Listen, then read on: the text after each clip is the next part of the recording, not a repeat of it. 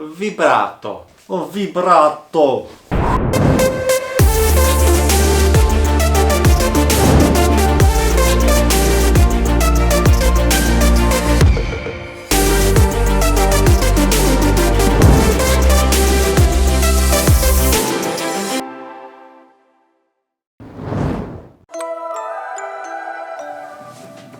Welcome back to my channel Beyond Oboe. This is Marine, and here we are playing the oboe. We're tackling different technical questions, problems, and we're having actually a lot of fun. So if you're new here, welcome. It's so nice to welcome you here. Vuelvo a otro video para mis amigos españoles. Okay, I did my best. I know my Spanish sucks. But it has been one of my goals to learn Spanish, one of the languages I want to learn. So please be patient with me. So today we're talking about vibrato, what it is, how to do it on the oboe technically, and how to use it to express ourselves, how to add that and to implement that in our oboe playing. So let's start. Let's start with actually discussing what is vibrato? What is vibrato? What's going on? Like vibrato. Vibrato is actually a musical effort consisting of regular pulsation, changing of pitch. It is used to add expression to vocal and instrumental music. Please get more serious. Vibrato is typically characterized in terms of two factors: the amount of pitch variations and the speed in which the pitch is varied. Yeah, that's a very good explanation. It's very simple, and this is exactly what we are talking about today. So let's start actually on vibrato on the oboe. Is it common? Yes, definitely, because the oboe is, I would say, really is the closest instrument to a voice, to a soprano. So it is so common that we are using a lot of vibrato to sing, to express ourselves. We're going to actually leave that for later, but first we need to actually tackle the technicalities. First, I would like to say that vibrato is something that we are adding to already a very, very good breathing control, very good sound, very good technique on the oboe. The goal is to have really good control over it and really work on it so we can implement it, and the end result is a very naturally sounding implemented vibrato to our already very good air control, very good sound, very good legato, very good connection between notes. We're going to do actually these exercises as well. The ways to technically make vibrato on the oboe are pretty much two that I've stumbled upon that work really well, and they are the throat vibrato. I personally don't use this one, and the diaphragm. This is the way I learned, and this is the way I really like, because we use the diaphragm also for support, and this is actually the strongest muscle in the body.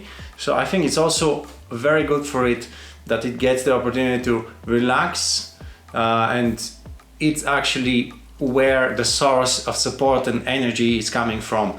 But some other colleagues really like the throat vibrato, which also works really well. I think it's just very important that if you're doing this kind of vibrato, it's very important that the throat is very relaxed.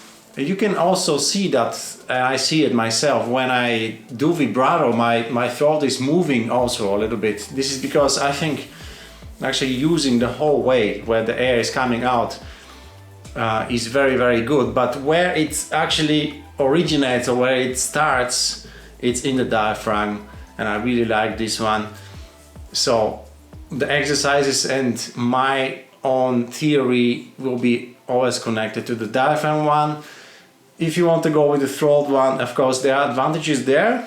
Colleagues say it's good to have the support and the vibrato independent and not being together, but in my opinion, I like it to be coming from the same place.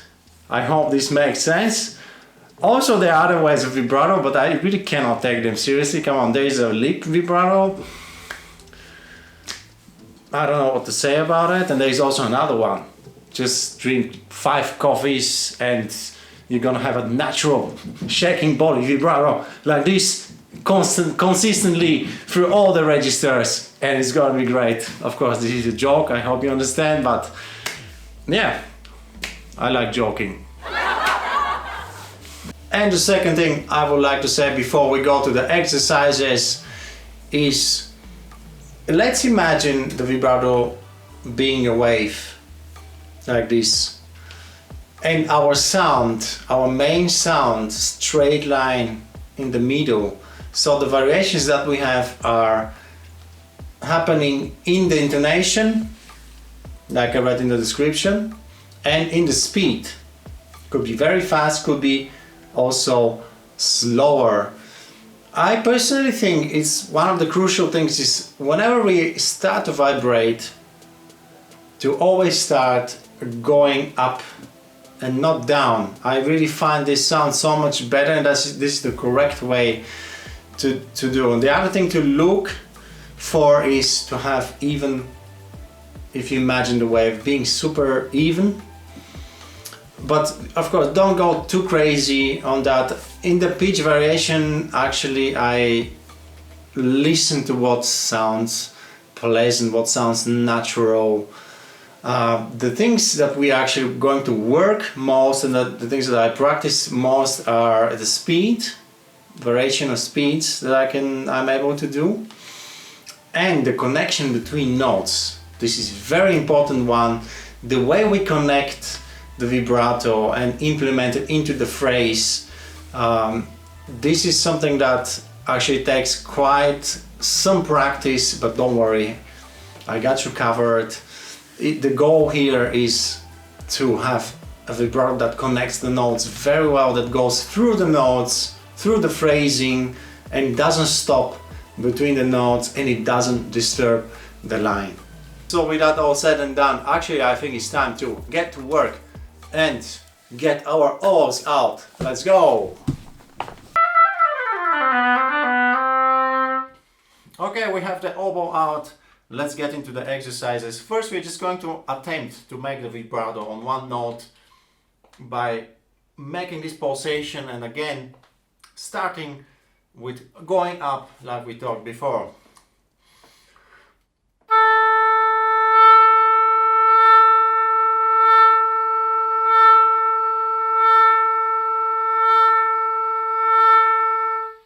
And after that, it's actually really good to get the metronome out, put it on 60, and try first to make 1 per beat, then 2, then 3, and then 4 and 5.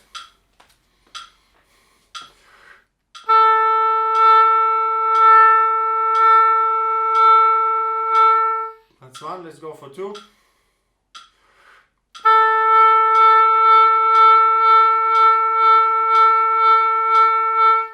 3,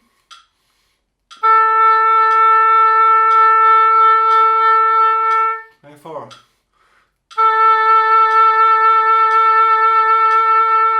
and 5.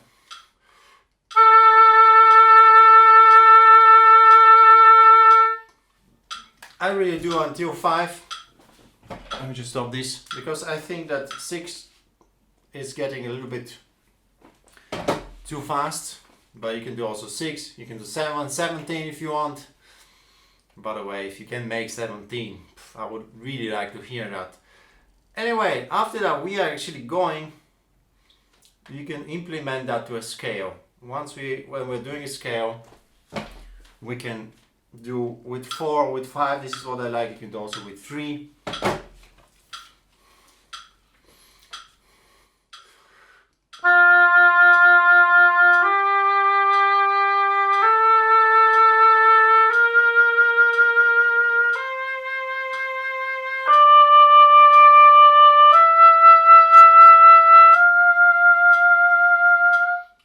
Yeah, and the goal here really is to have the control over the speed.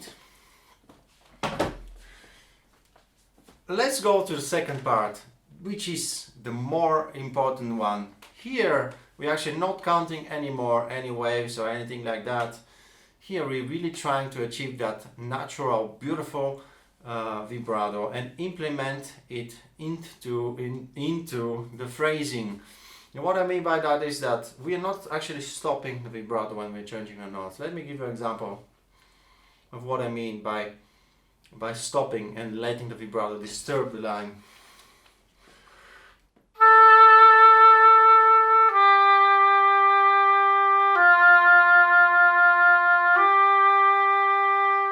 Instead, try to connect it better through the notes.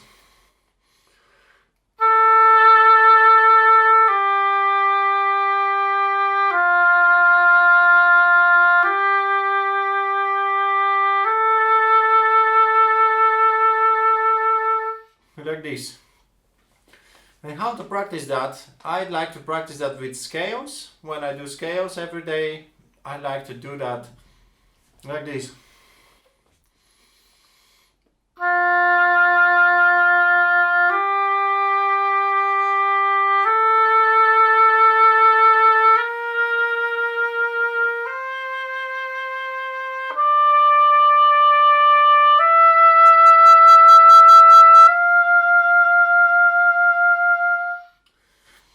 Yeah, try to really connect and make it all sound like one line instead of stopping like this.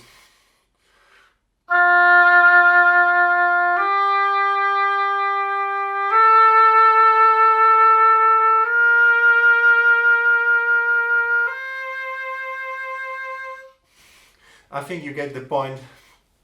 So this is really, really useful. And after that, going to intervals, which are even more useful, because after that, when we are playing pieces, most of these intervals are coming really in use. So it is very, very good to do it again with the scale.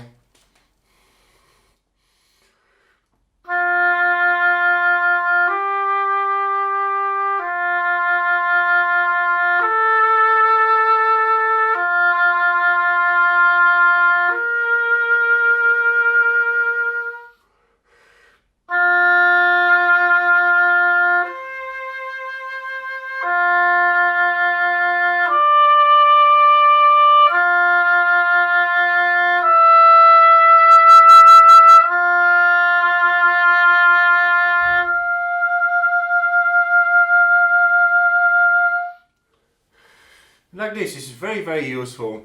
I can give you some examples from different pieces that I've played, like the Brahms Violin Concerto. It's also in F. So you can really practice that to achieve this really beautiful line, and don't let the vibrato actually disturb the line, like this example.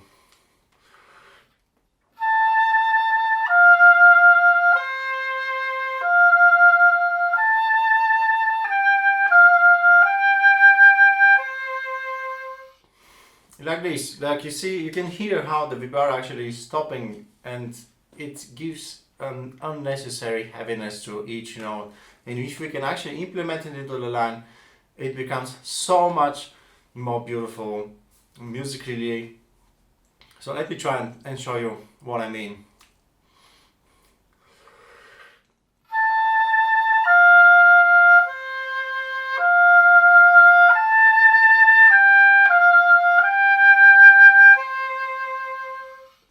Like this, I think you get the point. It's really worth investing into really polishing these phrases and using the vibrato in a very, very beautiful way that complements the line. Let's get another example, like Don Juan.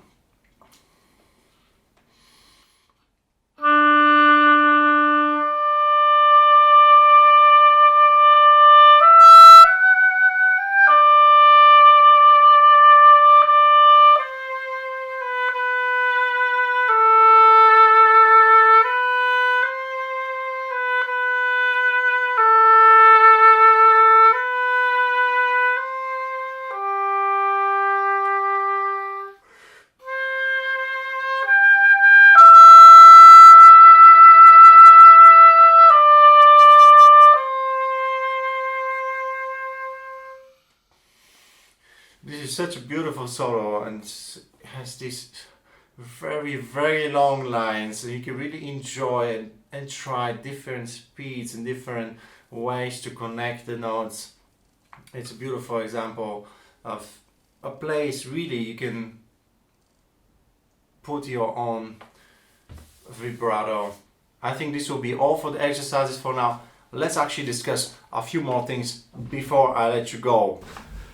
Now that we practiced, we smashed these exercises, let's talk a little bit about the most important part, which is how to use these tools. And the goal really of this video was to give you the tools so you can use them the way you want and develop your own style. I think this is the beauty of being a musician and artist, to create your own style and to have your own voice and your own expression.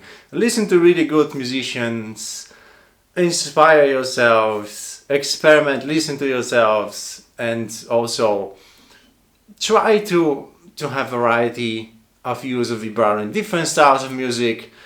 Experiment, try different things. It's exciting, it's super fun. If you have any questions, let me know. Also, if you have any specific questions you want to work on, I'll be very happy to see you. Online lessons with Play with the Pro is the place to be. Actually, it's really not sponsored or anything. It's a very nice platform, so you can check it out. I'll be very happy to meet you there. And with that all said and done, I think it's time to leave you practice and enjoy yourselves, and I'll see you very soon in the next video.